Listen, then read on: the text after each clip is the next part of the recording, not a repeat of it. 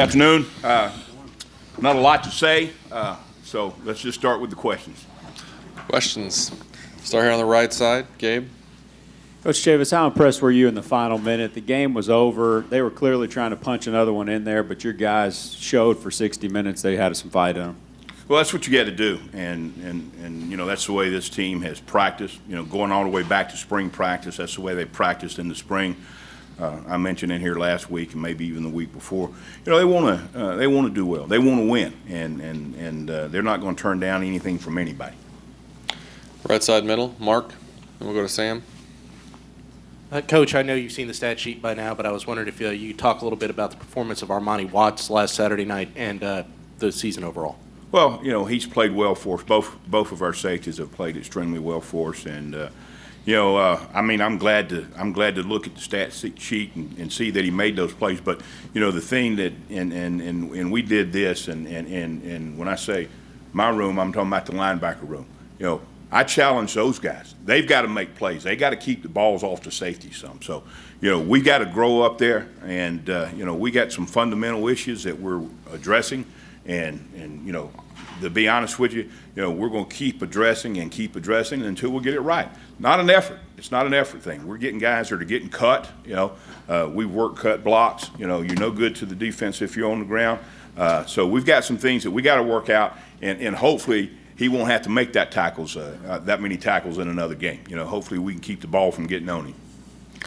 But I'm proud of what he did. He played well. We'll go Sam and then Daryl in the back.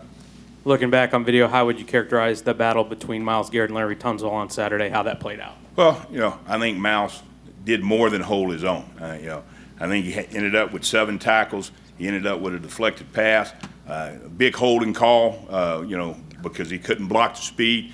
You know, I'm prejudiced, and I don't mind saying it, but I think Myles did a great job. I think he won most of the battles without any question. Now, I know there's been some talk about CBS. I don't care about CBS, ABC, or NBC. I care about Myles Garrett, and he played awful well for us. I'm proud of him. Daryl in the back. Coach, South Carolina's offense, can you kind of address a little bit their quarterback, Perry Orth, and problems that he might present you guys on Saturday? Well, you know, to be honest with you, we don't know who we're going to see. I know we'll see Perry. And they said that he's going to be the starter. Nunez is a different animal, you know. So in preparation, we got to be ready for both because they're totally different. And again, you know, with a week, an open week, and really not a new staff but new leadership there, we don't know fully what to expect. So we got to prepare for a lot, and certainly, you know, they can throw the ball. They've got good receivers, but Nunez can run the ball as good as any quarterback in this league. Now he's young. You know, I don't know how they're going to approach it in terms of what they're going to do with him. He's coming off of a shoulder injury, but I understand he's healthy, and I understand he's going to play. So we got to be prepared for both. Here in the middle right, and then we'll go to Brent.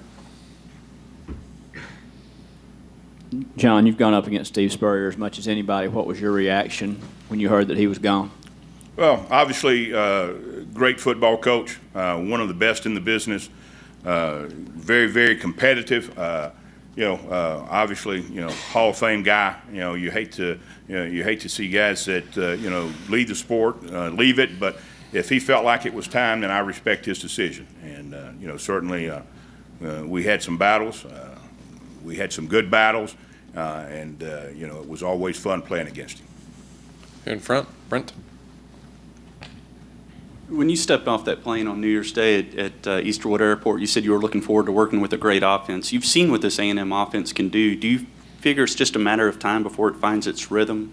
There's no doubt. I mean, there's no question.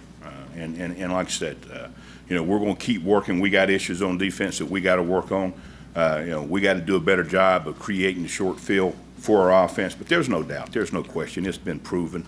And you've seen it at times already this year. And they'll get back in their rhythm and get things corrected on that side of the ball. And I don't worry about that because, to be honest with you, I got my hands full on the other side. Here in the middle. From what you've been able to tell from one game, what does South Carolina do differently offensively with Sean and GA in charge? Well, I think we'll see a little bit more two-back.